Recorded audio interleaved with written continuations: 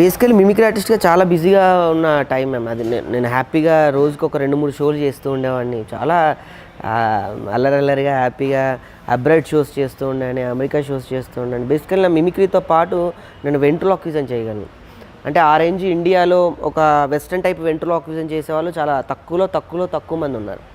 So ఆ వెంట్రులాక్విజన్ని చేస్తూ మిమిక్రీని జోడించుకొని అలా బిజీగా ఛానల్స్లో చేస్తూ ఉండేవాడిని. బయట షోస్ ఎక్కువ ఈవెంట్స్ అలా ఉండే లైఫ్.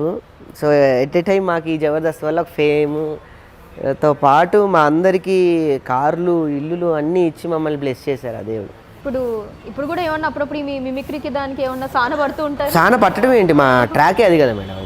నేను రోజు చేసేదే, ఏ ప్రోగ్రామ్ ఉన్నా వెళ్ళి చేస్తూ ఉంటాము. ఇలా ఎక్కడైనా ఇంటర్వ్యూస్లో ఈ మధ్య తగ్గించాం, కానీ లేకపోతే ఈ ఇంటర్వ్యూస్ అనగానే ప్రతి ఒక్కరికి మనం కూర్చొని మాట్లాడుకోవడం అయిపోతుంది తప్ప ఇంకా కొత్తదనం ఇది అందులో మా ఫ్రెండ్ది కాబట్టి సో తప్పకుండా రావడం జరిగింది. ఏదన్నా డిఫరెంట్గా మీలో అంటే అఫ్కోర్స్ మీరు మిమిక్రీ ఆర్టిస్ట్ అని తెలుసు కొంతమందికి, కానీ ఎక్కువగా జబర్దస్త్లో రాకింగ్ రాకేష్ గానే ఎక్కువగా సుపరిచితం. ఒకసారి ఆ మిమిక్రీ టాలెంట్ ఒకసారి ఇప్పుడు ఏమన్నా చూపిస్తారా మాకు? ఇప్పుడు ఇక్కడ చూపిస్తే మొత్తం హాల్ అంతా దగ్గర వెళ్ళిపోద్ది అండి. తప్పకుండా, ఎందుకంటే కళాకారుడిగా అడిగినప్పుడు చేయడం అనేది మా బాధ్యత డెఫినెట్గా. అంటే నాకు బాగా గుర్తింపు తెచ్చినటువంటి వాయిస్లు చాలా ఉన్నాయి. సో పెక్యులర్ వాయిసెస్ నేను ఇమిటేట్ చేయగలుగుతూ ఉంటాను. రాజ్బాబు గారు కానివ్వండి, కొండవలస గారు కానివ్వండి, ఎంఎస్ నారాయణ గారు, ఇలా కొంతమంది మాత్రం నేను ఇమిటేట్ చేస్తూ ఉంటాను. అందులో నాకు బాగా పేరు తీసుకొచ్చింది, ఏ ఇంటర్వ్యూలో కూడా మీరు చూసే ఉంటాను, నాకు రాజ్బాబు గారు అంటే ప్రాణం. సో ఆయన ఇమిటేట్ చేయకుండా నేను ఏ ప్రోగ్రామ్ కూడా ఫినిష్ చేయను. ఫస్ట్ స్టేజ్ మీదకి ఎక్కగానే రాజ్బాబు గారు ఇమిటేట్ చేస్తూ ఉంటాను. ఒకసారి రాజ్బాబు గారి వాయిస్ మీకోసం, ఆయన ఇంటర్వ్యూకి వస్తే ఎలా ఉంటుంది ఏంటనే.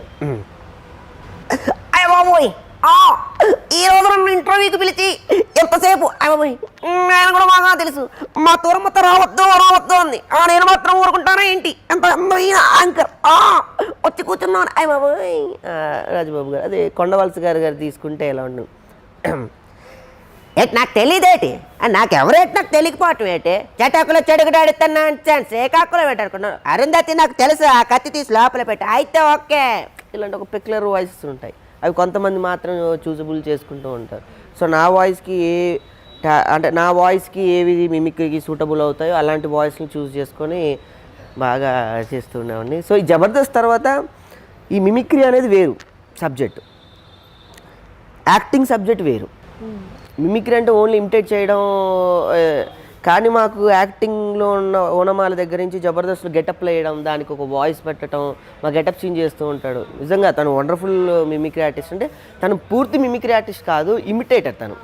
ఏది ఇప్పుడు మిమ్మల్ని చూసినా కూడా మిమ్మల్ని 5 నిమిషాలు ఇమిటేట్ చేస్తూ ఉంటాడు మిమ్మల్ని, అంత స్పాట్ టాలెంట్ తనలో ఉంది.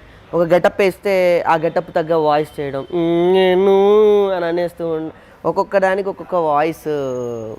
దానికి ఏవిఎస్ గారు బాగా సినిమాలో కృషి చేశారు. ఏవిఎస్ గారు it's a very great comedian. AVS గారు ఆయన ఉన్నప్పుడు ఇంద్రా సినిమాలో ఒక రకంగా వాయిస్ పెట్టేవాడు, ఏంది మీది తెనాలా అయ్యి బాబోయ్ అని అదొక వాయిస్. ఆయన ఏవిఎస్ గారు ఏది అదొక్కొక్క సినిమాలో ఒక్కొక్క వాయిస్ పెట్టుకుంటూ, ఇదంతా మా సీనియర్స్ దగ్గర నుంచి మేము నేర్చుకుందే తప్ప ఏదో మేము కొత్తగా చేసింది ఏది లేదు ఇప్పుడు. సో ఏదైనా చక్రం తిరిగే కొద్దీ ఉన్నట్టు కొంత సంవత్సరం మళ్ళీ బ్యాక్ టు. ఇలాంటి ఇంట్రెస్టింగ్ వీడియోస్ కోసం తప్పకుండా మా ఛానల్ని సబ్స్క్రైబ్ చేయండి.